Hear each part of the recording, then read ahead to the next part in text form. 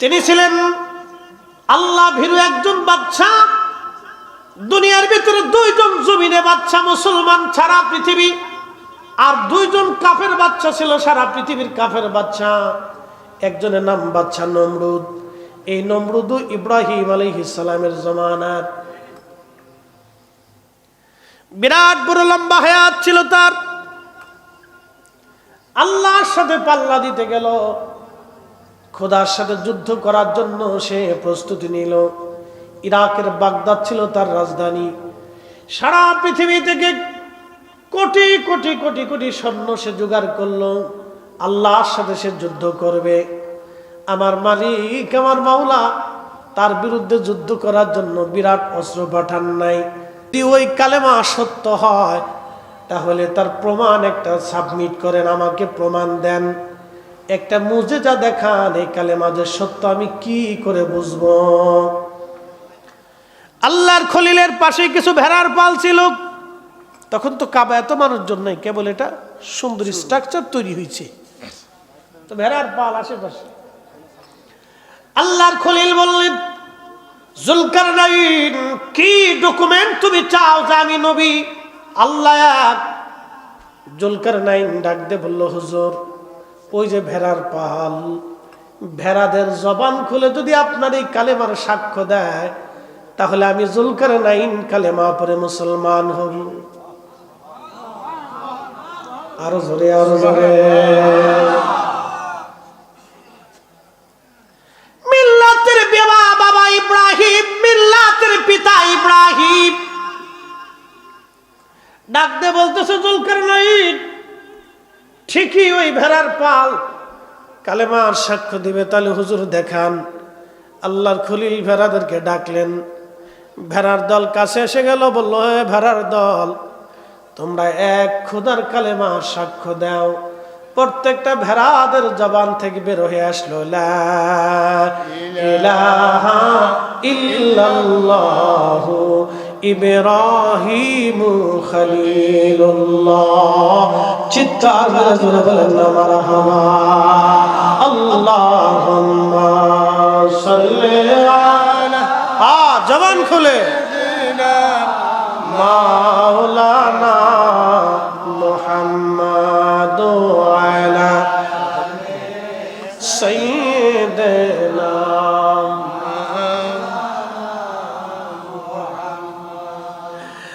বরুণাবাসী, সেই দিন বাদশা জুলকারনাইন কালেমা পড়ে মুসলমান হলেন।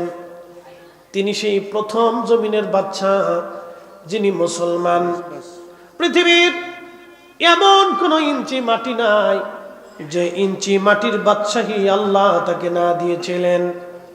তিনি পৃথিবীর একবারে পূর্ব প্রান্তের কোনায়, বর্তমান হিসাব অনুযায়ী জাপান এবং রাশিয়ান এই আলটা বেল্ট, কৃষ্ণ সাগর অঞ্চল দিয়ে একবারে কোনাকুনি। শুধু এখানে আপনার কি বলে, শুধু বরফ আর বরফ পড়ে। সাধারণত এই অঞ্চলে মানুষজন যায় না। বাদশা জুলকারনাইন ওই অঞ্চল সফর করার সময়, এই অঞ্চল সফর করার সময় লোকেরা ডাক দিয়ে বলল, বাদশা, এই পাহাড়ি অঞ্চল থেকে একদল মানুষ বের হয়ে আসে, দানবী আকৃতি, খুবই ভয়াবহ। এরা আমাদেরকে অত্যাচার করে, আমাদের উট, দুম্বা, ছাগল, ভেড়া, গরু এবং পশুপালগুলি তারা নিয়ে চলে যায়, আমাদেরকে হত্যা করে। আল্লাহ তো আপনাকে তাম পৃথিবীর বাদশাহী দিয়েছেন, এই অদম্য এবং খুব নিকৃষ্ট জাতি থেকে আমাদেরকে আপনি একটু রক্ষা করার ব্যবস্থা করেন। তখন বাদশা জুলকারনাইন রাহিমাহুল্লাহ তিনি একবারে পোড়া এলাকাটা সীসা দিয়ে ঢেলে গলায় করে তিনি একবারে পরিপূর্ণ অঞ্চলটা একবারে বেড়া দিয়ে দিলেন, প্রাচীর নির্মাণ করে দিলেন। সে আজকের কথা না, হাজার হাজার বছর আগে, পৃথিবীর হাজার হাজার হাজার হাজার বছর আগে।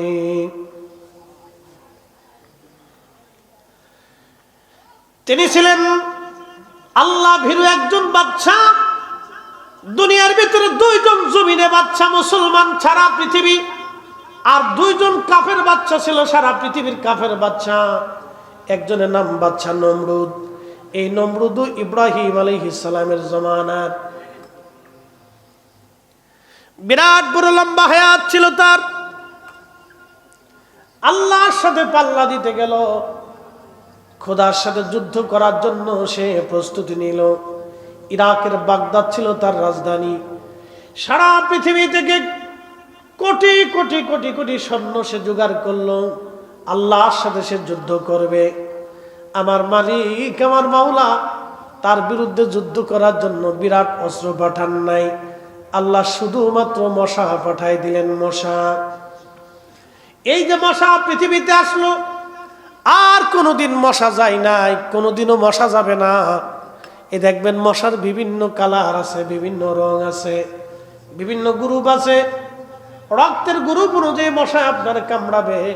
যার এ positive, B positive, A B positive, A B negative, O negative, A negative রক্ত যাদের আছে, ওই রক্ত অনুযায়ী মশা তারে কামড়ায়। সব মশা সবাইরে কামড়ায় না। আচ্ছা বলেন তো, মশা রক্ত পরীক্ষা করার জন্য কি ল্যাবে যায়? এ আমার দিকে তাকান। মশা রক্ত পরীক্ষা করার জন্য, গ্রুপ নির্ণয় করার জন্য কি কোনো ল্যাবে যায়? এই মশার এই রাডার দিছে কি? না না, একসাথে বলেন না, কে দিছে? কে দিয়েছে? আজকে থেকে মশার এই রাডার দিছে না, মশারের সৃষ্টির প্রথম থেকে রাডার দিয়ে পাঠাই দিছি। কিন্তু সবাইরে কামড়াবি না। তোর এ বি পজিটিভ ভাগ করে দিছে, এ পজিটিভ, ও নেগেটিভ, ও পজিটিভ। মশারে আল্লাহ ভাগ করে দিছে যে তুই ওরে কামড়াবি, তুই ওরে ধরবি, ওরে খাবি, ওরে খামচিবি। এই যে মশারে রাডার আল্লাহ দিয়ে দিলেন বিনা বিদ্যায়, বিনা মেডিকেল কলেজে হসপিটালে পড়াশোনা করা লাগে নাই, জীবনে কোনোদিন কোনো ল্যাবে যায় ভর্তি হইতে হয় নাই। আল্লাহ প্রত্যেকটা মশার ব্রেনের ভিতরে মেধা রব্বে কারীম দিয়ে দিল। সেই রবের নাম কি? আল্লাহ। সেজদা হবে কার? আল্লাহ। আইন চলবে কার? আল্লাহ। বিধান মানব কার? আল্লাহ। এবং তার রাসূলের আইন মেনে জীবন পরিচালিত করতে হবে। আপনারা কুত্তা চেনেন? 50 কিলোমিটার দূর থেকে কুত্তার নাকে ঘ্রাণ আসে। গরু মারছে কোন জায়গা, বিয়ে বাড়ি কোন জায়গা, দাওয়াত চলে কোন জায়গা, রান্না করে কোন জায়গা। একসাথে বলবেন আল্লাহু আকবার। কুত্তারে এই বিদ্যা দিছে কে? আল্লাহ।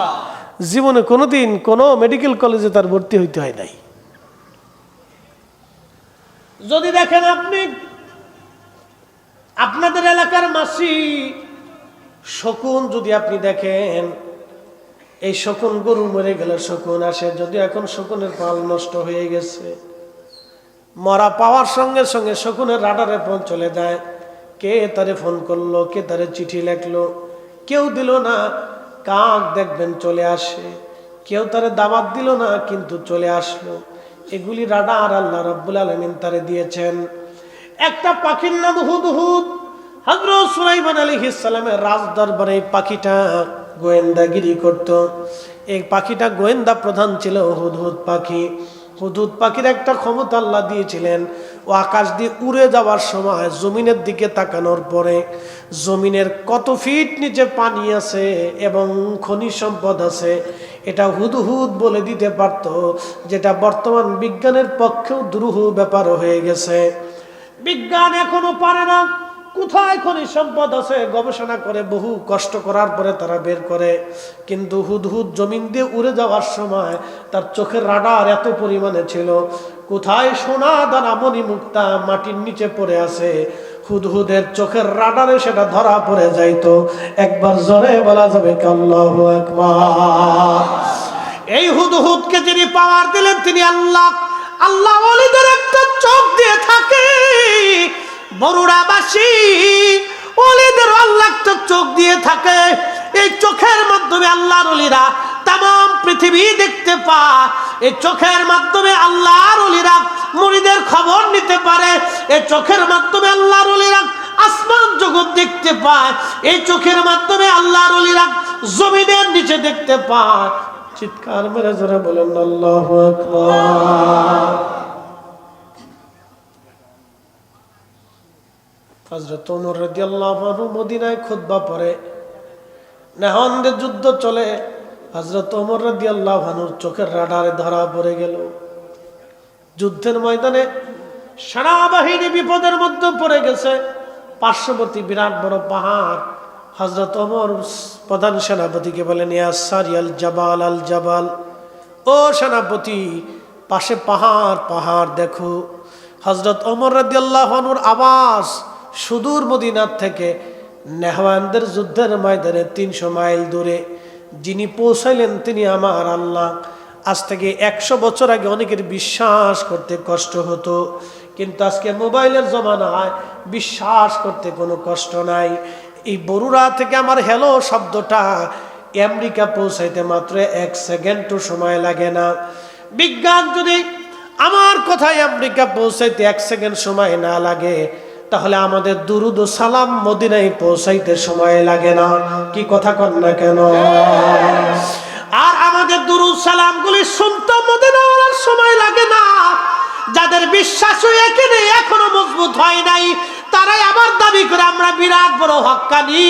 হক্কানি বললে হক্কানি হওয়া যায় না। টুপি মাথায় দিয়ে ঘুরলেই হক্কানি হওয়া যায় না। জুব্বা গায়ে দিয়ে ঘুরলেই হক্কানি হওয়া যায় না। পাগড়ি মাথায় দিয়ে রাস্তায় হাঁটলে হক্কানি হওয়া যায় না। মসজিদে সেজদায় পড়ে থাকলে হক্কানি হয় না। হক্কানি হয় ইমানে আকীদায়, হক্কানি হয় হুব্বে রাসূলে। কথা কোন ঠিক কিনা? কষ্ট হচ্ছে আপনাদের? বুঝতে কি কোনো অসুবিধা হচ্ছে? বেশি রাত করবো না, ভয় নেই। এমনি কাজ বাজের দিন ধান কাটা চলতেছে, বৃষ্টি বাদল মোটামুটি ভালো, ঠান্ডা মান্ডা পড়ে একবার আল্লাহ পরিবেশ তৈরি করে দিচ্ছে। আজকে খুব সুন্দর পরিবেশ। এত সুন্দর পরিবেশে ওরা একবারে ফ্যানটাও দিচ্ছে না।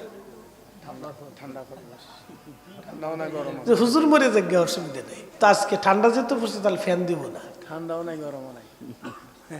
দেখো তারপরেও পরিবেশ মাশাআল্লাহ, আল্লাহু আকবার, আল্লাহর অনেক বড় দয়া। ও শুকরিয়া আদায় করে শেষ করার সুযোগ নেই। তো সেই ইয়াজুজ মাজুজ খুব মারাত্মক এই দল। বুঝতে পারতেছেন যে সারা পৃথিবীর পানি খাইয়ে শেষ করে ফেলবে, মানুষ মাইরিয়ে একবারে জমিন পরিষ্কার করে ফেলবে, উট দুম্বা গোড়া গাদা যা আছে খাইয়ে দিয়ে একবারে শেষ করে ফেলবে, সাবার করে দিবি ইয়াজুজ মাজুজ। এক নিকৃষ্ট প্রাণী। এই নিকৃষ্ট প্রাণীদের জন্য প্রাচীর নির্মাণ করেছিলেন বাদশা জুলকারনাইন। ইব্রাহিম আলাইহিস সালামের জামানায়, ইব্রাহিম আলাইহিস সালামের আগে থেকে, বহু আগে থেকে বাদশা ছিল নমরুদ। তারিখে আসছে, তার বয়স ছিল 1000 বছর। কেউ বলছে 1000 বছর পৃথিবীতে বাসছে, কেউ বলছে 400 বছর ধরে আল্লাহ তার জুতা দিয়ে লাঠি দিয়ে ফিটেছে। একসাথে কইলেন আল্লাহু আকবার। কত বছর ধরে ফিটেছে? 400 বছর ধরে আল্লাহ তার জুতা দিয়ে লাঠি দিয়ে ফিটেছে। মশাই তারে কামড়াইছে। কি এক শাস্তি আল্লাহ দিল দুনিয়াতে। দুনিয়াও সুখ নাই। এজন্য আল্লাহর সাথে যারা পাল্লা দেয়, সুদ ঘুষ খাইয়া মানুষের ক্ষতি করে দিয়ে, অন্যায় করিয়া যারা সম্পদ রুজি করে, রুটি করে, আল্লাহর কসম করে বলতেছে তাদের সুখ নাই। কথা কন না কা? কি নাই? সুখ নাই। খোঁজ নিয়ে দেখেন, বাজ্যে খোঁজ নিয়ে দেখেন, সুখ নাই, শান্তি নাই। ফুলা হলো বোতল সার মুরিদ। ফুলা কোন সার মুরিদ? বোতল সারে চিনছেন আপনারা? মদ মদ মদ। ফুলা হয়েছে বোতল সার মুরিদ। বোতল দুটো টান দিয়ে বাপের কাছে, বিয়াই ভালো আছেন বিয়াই। হ্যাঁ, যাই খোঁজ নিয়ে দেখেন, শান্তি নেই। মেয়ে চলে গেছে আরেক বেড়ার লগে, জোয়ান বেড়ার লগে হাত ধরে ঘুরে, কনসার্টে যায়, বারে যায়, ওই তারপরে যে নাচে যেখানে বারবার অনুযায়ী ড্রিঙ্ক করে। বাপের জিগায় কেডা? আমার গাল বয়ফ্রেন্ড। আমি নাম দিছি কুত্তা ফ্রেন্ড। খারাপ কিছু কইছি ভাই? কুত্তা ফ্রেন্ড। কুত্তার কুত্তি রাস্তা দিয়ে আইটি বেড়া, ওদের তো কোনো শরীয়ত নাই। ও কাতি মাসও নাই, ও আশ্বিন মাসও নাই। আর আমরা দেশের যুবক যুবতী যেটি বেহাইয়া জিন্সের প্যান্ট পরে কোনটা বেড়া কোনটা বেটি চিনা যায় না, এটা সব নাম দিছি কুত্তা ফ্রেন্ড। চলতেছে এগুলো, এগুলো শান্তি নেই। আল্লাহ যতটুকুন রাখছে আমরা সুখে রাখছে। আমাদের বাচ্চারা বেহায়া হইছে না, আমাদের সন্তানরা আমাদের অবাধ্য হইছে না, আমাদের স্ত্রীরা বেপর্দা হইয়া বেহায়া রাস্তা দিয়ে আড়ে না। কি কথা কন না, ঠিক কিনা? আল্লাহ আমরা সুখে রাখছে। একসাথে বলেন আলহামদুলিল্লাহ। আরো জোরে কর। আরো জোরে। হেরা কি তা খায়? যারা 1000 কোটি টাকার মালিক, হে খায় কি? তার বেগুন কি সোনা দিয়ে বানানো? হেতারও যে বেগুন, আমরারও এই একই বেগুন। হেতারও যে আলু, আমরারও সেই আলু। হেতার যে চাল, আমরা হের যে ওই পটল, আমরাও সেই একই পটল। হের যে গরুর গোস্ত, ওই গরুর গোস্ত, আমরাও একই গরুর গোস্ত। এত যে মহিষের গোস্ত, ছাগলের গোস্ত, ওই একই গোস্ত। ছাগল কিন্তু একদম আবার আলাদা সিস্টেম করে বানায় আনছেন আল্লাহ। একই ছাগল, একই তরকারি, তারটা একটু 19 আর 20 অথবা 16 20, মানে একটু স্বাদ বেশি, একটু পাঙ্কু সিঙ্কু পঙ্কু। আমাকে একটু কম আছে, সরাসরি ডাইরেক্ট অ্যাকশন দিয়ে আমরা বেডিরা বানাই ফেলে, যাও খাইয়ে চলে যাও। এই তো সামান্য 18-20 লেগে আমি সুদ খাইতে, ঘুষ খাইয়া, অন্যায় করিয়া, অন্যের জমির সম্পদ নষ্ট করিয়া সন্তানের জন্য রাইখে দিয়া আখিরাতের মাঠে এই কঠিন আযাব, কবরে কঠিন শাস্তি, এত বড় বুকা আমরা হইছি না? কি কথা কোন না, ঠিক কি না? এত বড় বুকা আমরা না যে কিয়ামতের ময়দানে কোটি কোটি বছর আল্লাহর সামনে দাঁড়ায় থাকতে হবে হিসাবের জন্য। এত বুকা না।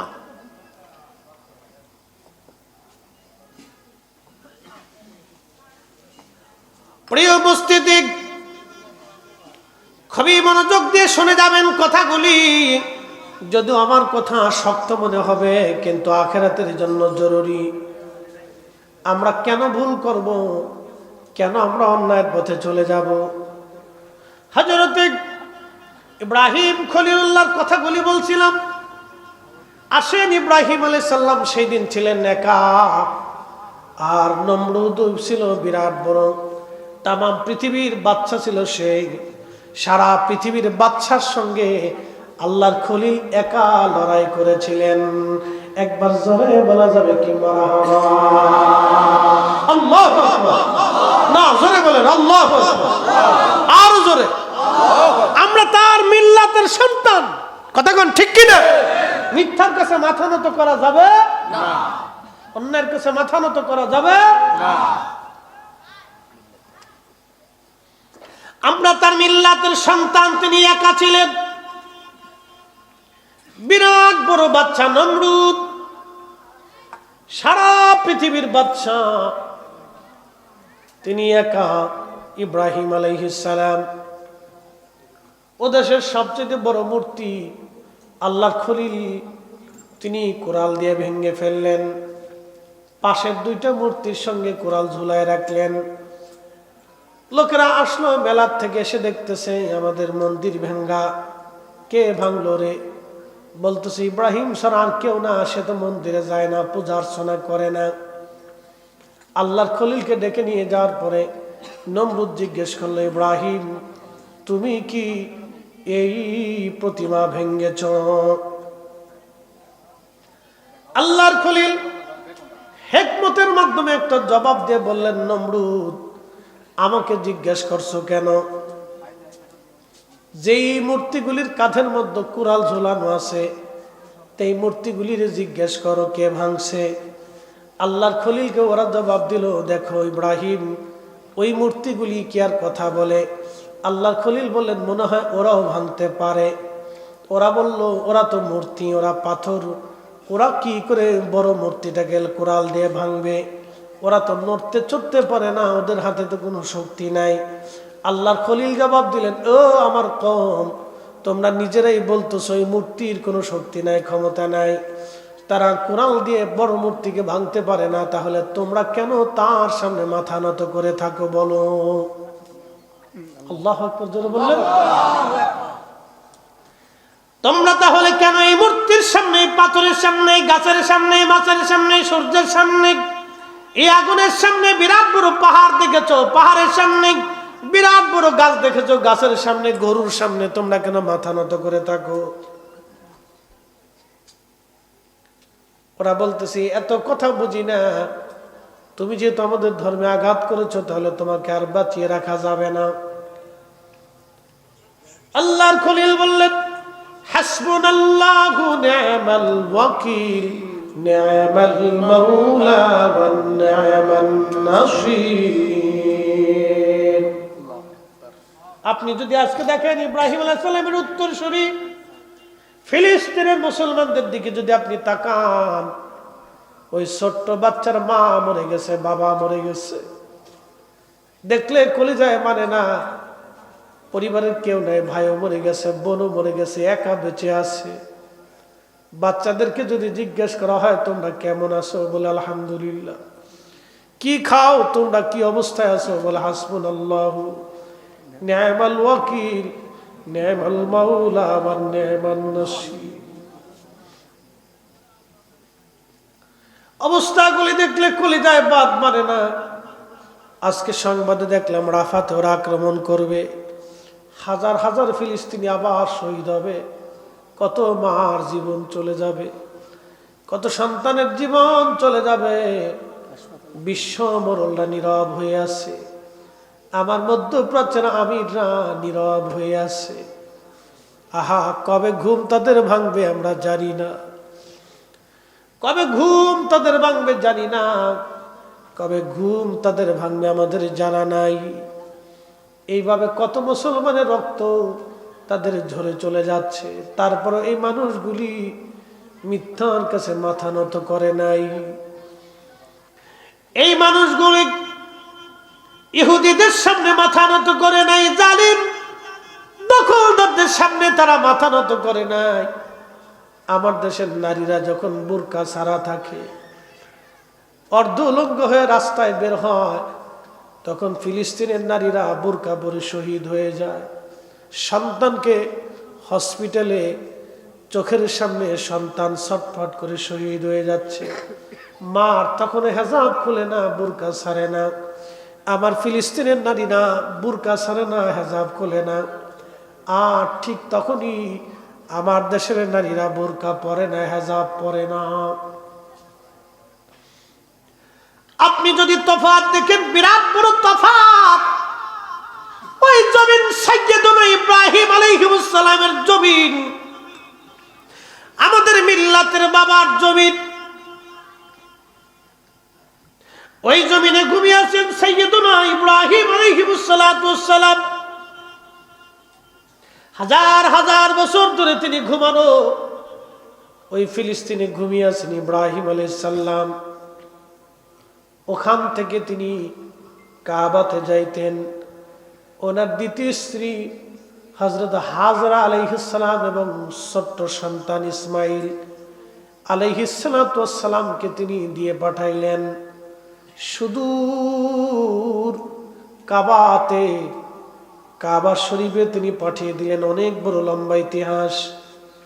কাবাতে পাঠিয়ে দেওয়ার পরে হযরত ইব্রাহিম আলাইহিস সালাম এক মশক পানি, কিছু খেজুর হযরত হাজরা আলাইহিস সালামের কাছে দিয়া, গাছের নিচে বসাই দিয়া সন্তানকে রেখে, কলিজার টুকরা একটা মাত্র সন্তান। বুঝতেই পারছেন, ৮০ বছর পরে আল্লাহ একটা সন্তান দিলেন। ৮০ বছর পরে আল্লাহ একটা সন্তান দিলেন।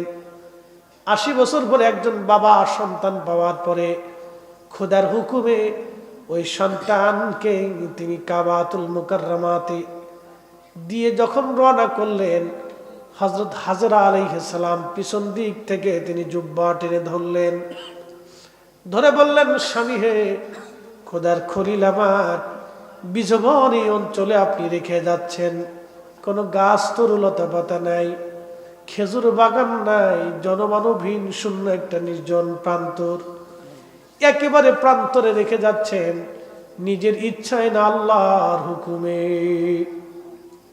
আল্লাহু আকবার। কল্পনা করেন তো, একজন বিবির জন্য এই সময়টা কত বড় কঠিন, আর একজন স্বামীর জন্য এই সময়টা কত কঠিন। আল্লাহর খলিলের পিছনের দিকে তাকান না। হাজরা আলাইহিস সালাম জুব্বা টেনে ধরে বললেন, আল্লাহর খলিল, একটু দয়া করে বলে যান, আপনার নিজের ইচ্ছায় না আল্লাহর হুকুমে রেখে যাচ্ছেন। ঠিক তখনই হযরতে আল্লাহর খলিল ডাক দিয়ে বলেন, হাজেরা রে, এত বছর পরে আমি আমার কলিজার টুকরা সন্তানকে আর প্রিয়তমা স্ত্রীকে এখানে রেখে যাচ্ছি, আমার ইচ্ছায় না, এটা স্বয়ং আমার আল্লাহর বিধানে, আল্লাহর হুকুমে রেখে যাচ্ছি। আল্লাহু আকবার। ঠিক তখনই হযরত হাজরা আলাইহিস সালাম তখনই উচ্চারণ করলেন হাসবুনাল্লাহু নি'মাল ওয়াকিল নি'মাল মাওলা ওয়া নি'মান নাসির। স্বামীরে, আল্লাহর হুকুমে যেহেতু রেখে যাচ্ছেন আপনি, তাহলে এই জমিনে আমার চিন্তা করা লাগবে না, আমাদের ফয়সালা যিনি করবেন তিনি আল্লাহ। চিৎকার মেরে জোরে বলেন আল্লাহু আকবার। আমাদের রিজিকের ফয়সালা করে কে? আল্লাহ। একসাথে বলেন কে? আল্লাহ। কে? আল্লাহ। তাহলে সুদ খাবো? যারা বলেন সুদ খাবো, ঘুষ খাবো, অন্যের জমি দখল করব, অন্যের সম্পদ মাইরে দেব, এই কথা মনে রাখবেন। আল্লাহর খলিল রওনা হয়ে গেলেন। বহু দূরে যাওয়ার পরে তিনি পিছনের দিক তাকায় দেখলেন আর তাদেরকে দেখা যায় না। তখনই তিনি কাবার দিকে ঘুরে যে হাত বাড়াইলেন, 2 হাত। বুখারী কিতাবুল আম্বিয়ার মধ্যে আসছে 2 হাত তুললেন আল্লাহর দরবারে। আল্লাহর খলিল 2 হাত তুলে আল্লাহর দরবারে দোয়া শুরু করলেন। খোদার খলিল 2 হাত বাড়াই দিলেন কাবার দিকে ঘুরে এইভাবে, আল্লাহ তোমার হুকুমে আমার সন্তান, আমার বংশধরকে এখানে রেখে যাচ্ছি, আল্লাহ তুমি জমিনটা আবাদ করে দাও, তাদের জন্য তুমি উত্তম রিজিকের ফয়সালা করে দাও, আর তাদের জন্য উত্তম আহারের পানীয়র ব্যবস্থা তুমি করে দাও। অনেক বড় লম্বা ইতিহাস। ওই যে সাফা মারওয়া, ইন্নাস সাফা ওয়াল মারওয়াতা মিন শাআইরিল্লাহ,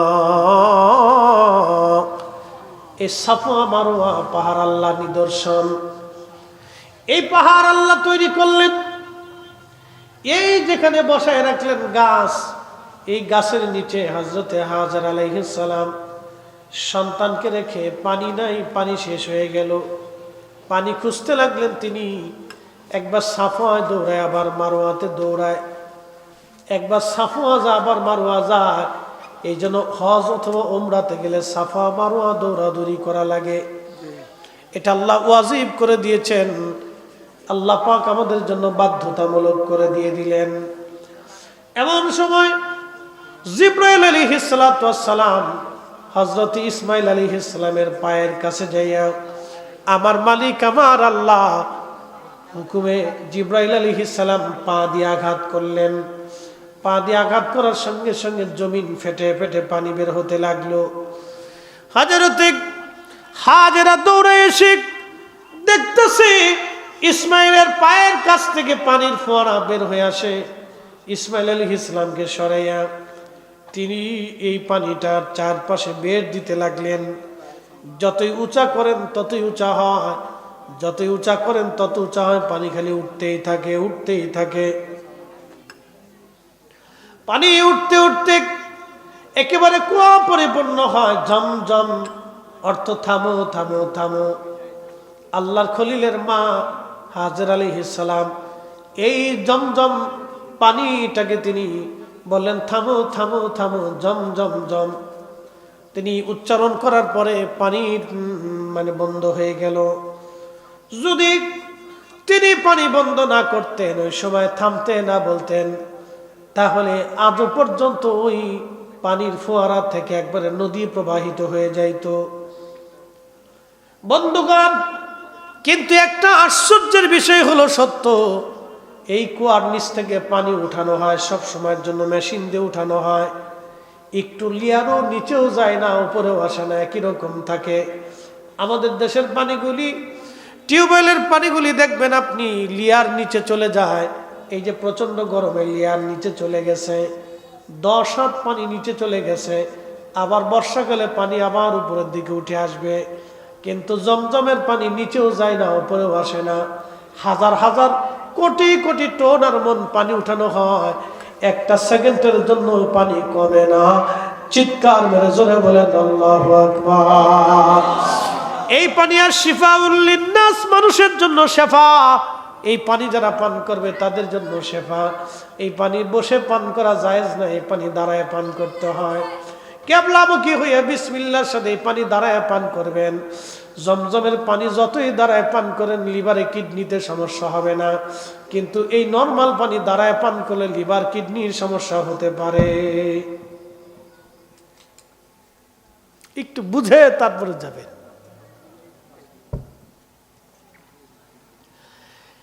এইখানে বসতি নির্মাণ হবে, তো পানি পান করে হাজর আলাইহিস সালাতু ওয়াস সালাম বসে রয়েছে। হযরত হাজেরা বসে রয়েছেন পানি নিয়ে। ইয়ামান থেকে জুরহাম কওমের মানুষ, তিনারা এই রাস্তা দিয়ে যাওয়ার সময় লক্ষ্য করলেন আকাশে পাখি উড়ে, তাদের পানি শেষ হয়ে গেছে। চিন্তায় পড়ে গেল, হায় হায়, এখানে তো কোনো পানি নাই, কিন্তু পাখি উড়ে কেন? যেহেতু পাখি উড়তেছে সেহেতু কোনো পানি হতে পারে। এরা এসে দেখলো ঠিক এইখানে একজন মহিলা তার ছোট্ট বাচ্চা নিয়ে কুয়ার পাশে বসে আছে। পরিচয় নিয়ে বলল, ও হাজেরা, আপনাকে একটা প্রস্তাব দিচ্ছি, আপনি দয়া করে আমাদেরকে পানি দেন, আমরা এখানেই বসতি করব, এখান থেকে আর কোনোদিন আমরা যাব না। আমরা এখানে বসবাস করে থাকবো।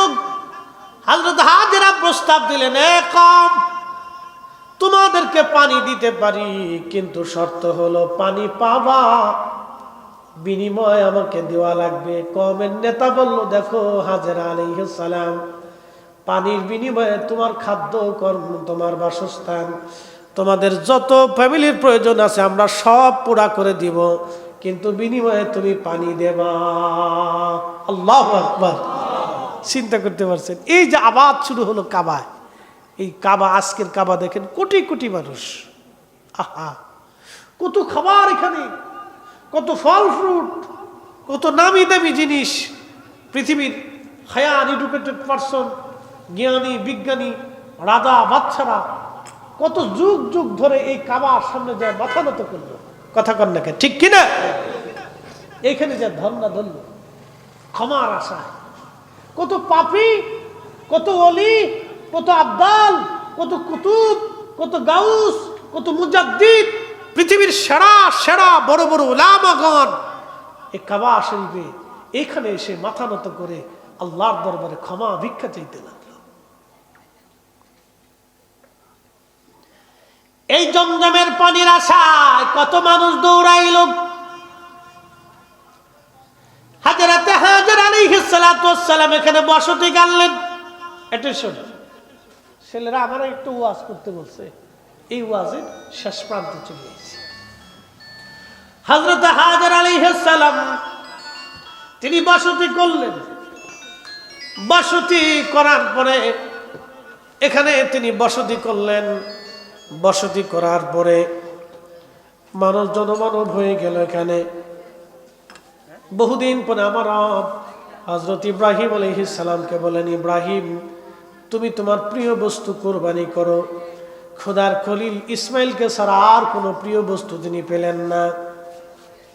সুদূর ফিলিস্তিন থেকে, ওই যে বলছি ফিলিস্তিন, সুদূর ফিলিস্তিন থেকে রওনা দিয়ে বর্তমান কাবা, এখানে আসার পরে ইব্রাহিম আলাইহিস সালাম আসলেন। এসে দেখলেন বিরাট বড় জনমানব এলাকা হয়ে গেছে, আবাদি এলাকা হয়ে গেছে। হযরত ইসমাইল আলাইহিস সালাম পরিণত বয়সে উপনীত হয়েছেন, যৌবনে পদার্পণ করেছেন, তিনি বুঝতে শিখেছেন। ফালাম্মা বালাগা মাহুস সায়া قال يا بني إني أرى في المنام أني أذبحك فانظر ماذا ترى।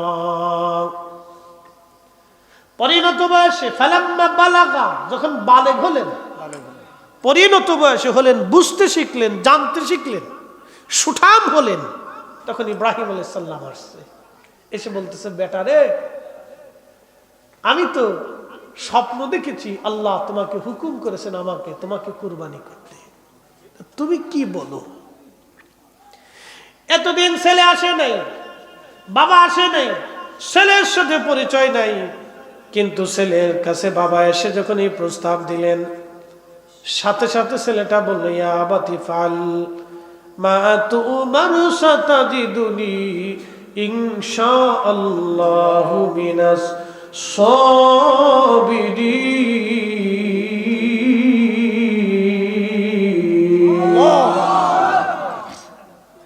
আমার দিকে তাকান, এখান থেকে আমাদের বুঝতে হবে, বুঝার জন্য এই ওয়াজটা নিয়ে আসছি। আপনার এই ওয়াজ জীবনে বহু শুনছেন, তারপরে বুঝার জন্য বলতেছি। কোরআন বলতেছে, ছেলেটা বলতেছে, ইয়া আবাতি ফাআল মা তুমার সাতাজিদুনি ইনশাআল্লাহু মিনাস সাবিরিন। ও আব্বা, ও আমার পিতা, আপনি তো স্বপ্ন দেখেছেন, আল্লাহ হুকুম দিয়েছে আমাকে কুরবানি করতে, আপনি আমাকে কুরবানি করে দেন, আমাকে সবরকারী হিসেবে পাবেন। আমাকে ওই কুরবানি করে দিলে আমি তাতে রাজি হয়ে গেছি আব্বা, আপনি চিন্তা করেন না। আর আমাদের ছেলেদের কাছে বাপ মা কিছু খাইতে চাইলে বুড়া খালি খাইতে চায়। আমাদের ছেলেদেরকে বাপ মা কোনো হুকুম দিলে তখন ছেলেরা বাবা মার সাথে উচ্চবাচ্য শব্দ উচ্চারণ করে।